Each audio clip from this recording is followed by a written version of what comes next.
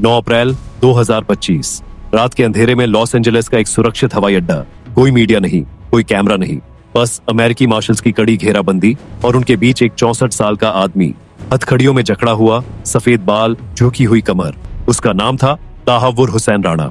पाकिस्तानी फौज का पूर्व डॉक्टर, कनाडा का नागरिक, शिकागो का कारोबारी और नवंबर 2008 की उस रात का वह चुप्पा दिमाग जिसने 166 बेगुनाह जिंदगियों की हत्या की पटकथा लिखी थी।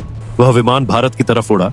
17 साल की कूटनीतिक लड़ाई, अदालती जंग और कानूनी पेचीदगियों के बाद भारत की राष्ट्रीय जांच एजेंसी NIA उसे वापस ला रही थी। लेकिन सवाल यह था, यह आदमी था कौन, इसने किया क्या था और 17 साल तक अमेरिका ने इसे रोके क्यों रखा? इस सवाल का जवाब जानने के लिए आपको उस रात में लौटना होगा जो भारत की सामूहिक स्मृति में आग की तरह जल रही है। रात के 9:21 अरब सागर की काली लहरों को चीरते हुए 10 परछाइयां मुंबई के कोलाबा किनारे पर उतरी। उनकी पीठ पर AK-47, कमर पर हथगोले और सीने में एक ऐसा मिशन जो पाकिस्तान के ISI के ऑपरेशन रूम में तैयार हुआ था।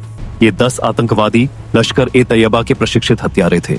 अगले 60 घंटों में Chhatrapati Shivaji terminus, Taj Mahal hotel, Oberoi Trident, Nariman house और कामा अस्पताल, पूरी मुंबई एक रणक्षेत्र बन गई।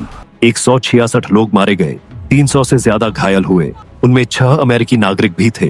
भारत ने उस रात अपना सबसे गहरा जख्म देखा, लेकिन इस हमले की पटकथा अचानक नहीं लिखी गई थी। यह महीनों की खुफिया योजना का नतीजा था और उस योजना का एक अदृश्य सूत्रधार समंदर के उस पार शिकागो की किसी ऑफिस में बैठा था। वह था तहव्वुर राणा।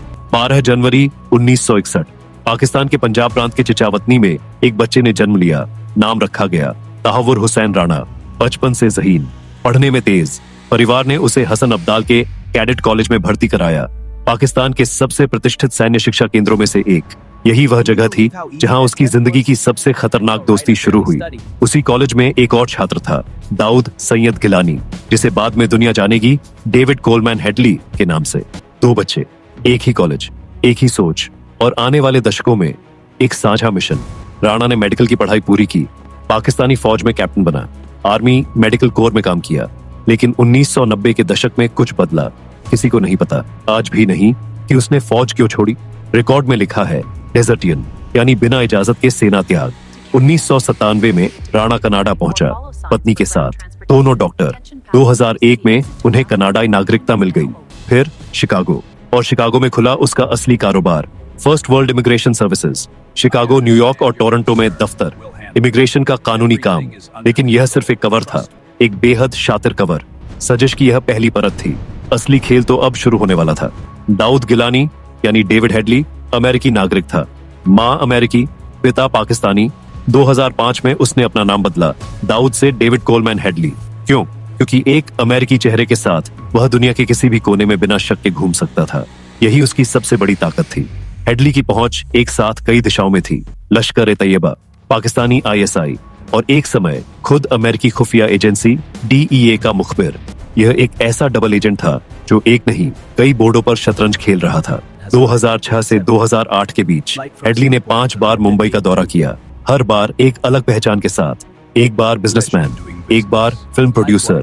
उसने ताज होटल की हर मंजिल का नक्शा बनाया, नरीमन हाउस की गलियां नापी, समुद्र के किनारे से हमले का रास्ता चुना। उसकी हर जानकारी, तस्वीर, वीडियो, लोकेशन पाकिस्तान भेजी जाती रही। और इस पूरे जासूसी अभियान को चलाने के लिए उसे चाहिए था एक वैध कवर, एक कानूनी कारोबार, एक आधिकारिक पहचान। यही आया तहव्वुर राणा। राणा ने अपनी इमिग्रेशन कंपनी का मुंबई दफ्तर हेडली के नाम पर खोल दिया। कागजों पर हेडली राणा की कंपनी का एजेंट था, असलियत में वह भारत की जमीन पर एक कोवर्ट ऑपरेशन चला रहा था। यह वित्तीय आतंकवाद का सबसे शातिर रूप था, जहां एक इमिग्रेशन ऑफिस का बोर्ड एक नरसंहार की ओट बन गया। लेकिन फाइलों में एक ऐसा नाम दब गया था जो पूरे देश को हिलाने वाला था। 2006 से 2008 यह सिर्फ हेडली का रेकी मिशन नहीं था। इंटेलिजेंस इंटरसेप्शन के बाद जो सच सामने आया वह रूह कंपाने वाला था। राणा और हेडली के बीच नियमित संवाद होता था। लश्कर-ए-तैयबा के कमांडर्स, जिनमें साजिद मीर और अबू कहाफा जैसे नाम थे, इस पूरी योजना में शामिल थे। ISI का नाम भी बार बार सामने आया, हालांकि पाकिस्तान ने हमेशा इससे इनकार किया। 26/11 के हमले की रात जब मुंबई खून से रंग रही थी, एक इंटरसेप्टेड कम्युनिकेशन में राणा ने हेडली से कहा था कि हमले के शिकार लोग इसी के हकदार थे। यह सिर्फ एक बयान नहीं था, यह एक अपराधी के ज़मीर का नग्न प्रदर्शन था। हमले के बाद भारतीय जांच एजेंसियां और अमेरिकी FBI दोनों ने एक साथ काम शुरू किया। सूत्र एक ही दिशा में जाते थे, शिकागो। अक्टूबर 2009, FBI ने एक साथ 2 गिरफ्तारियां की, डेविड हेडली और ताहव्वुर राणा। हेडली ने सौदा किया, अमेरिकी अभियोजकों से प्ली बार्गेन।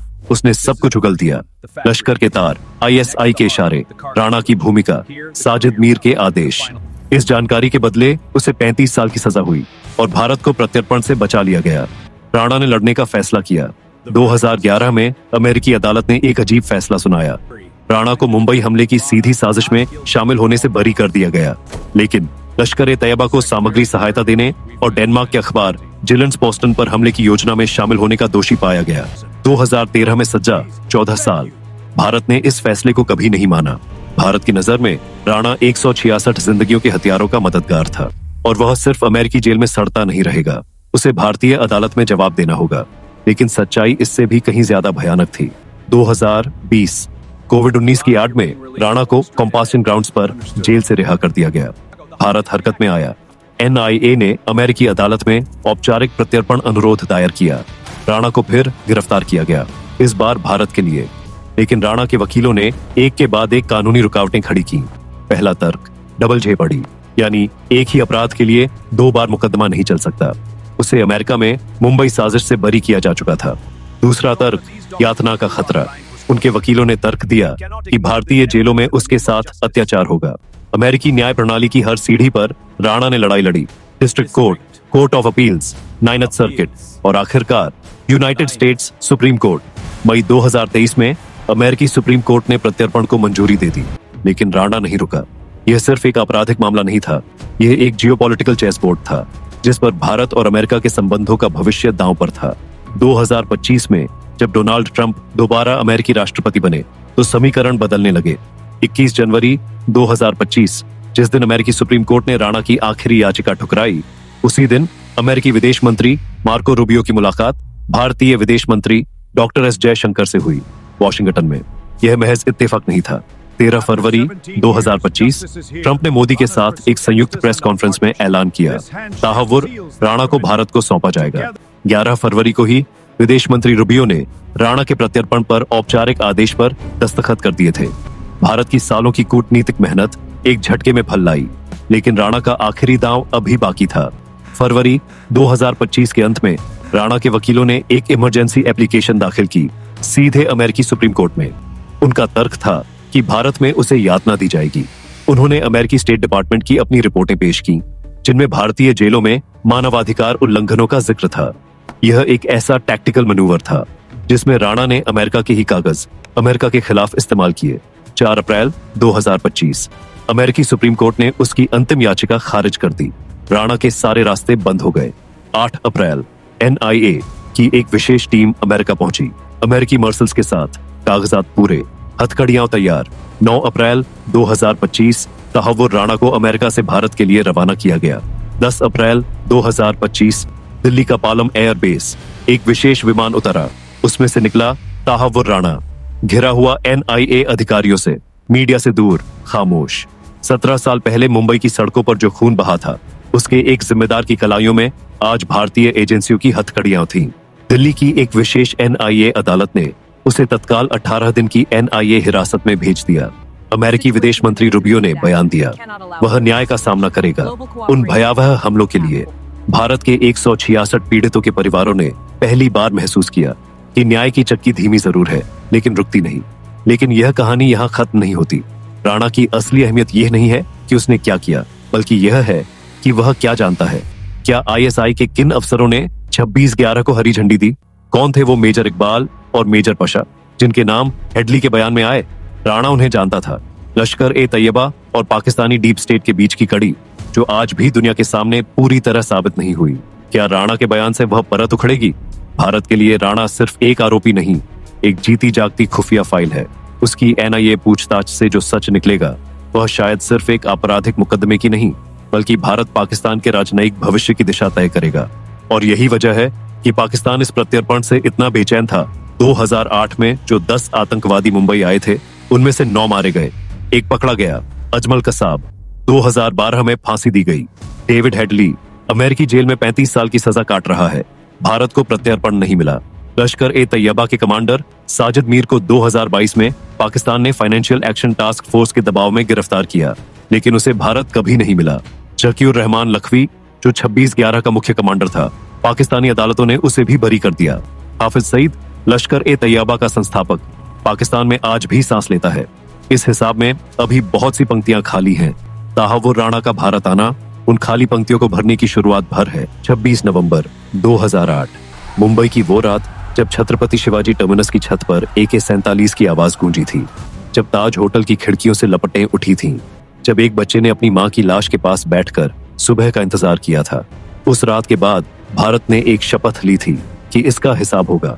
17 साल लगे, कूटनीति के मोर्चे पर, अदालतों के मोर्चे पर, सबूतों के मोर्चे पर, और 10 अप्रैल 2025 को जब तहावुर राणा का पांव दिल्ली की धरती पर पड़ा, तो वह सिर्फ एक प्रत्यर्पण नहीं था, वह 166 जिंदगियों के हक में न्याय की आवाज थी। लेकिन जब तक साजिद मीर आजाद है, जब तक लखवी पाकिस्तान में बैठा है, जब तक ISI के वो अफसर अंधेरे में छुपे हैं, यह लड़ाई पूरी नहीं हुई। राणा भारत आया है, पूछताछ शुरू होगी, और उस पूछताछ की हर पंक्ति में शायद एक ऐसा सच दबा है जो दुनिया के भू राजनीतिक नक्शे को हिला दे। इतिहास गवाह है, न्याय देर से आता है, लेकिन जब आता है तो पूरे हिसाब के साथ आता है।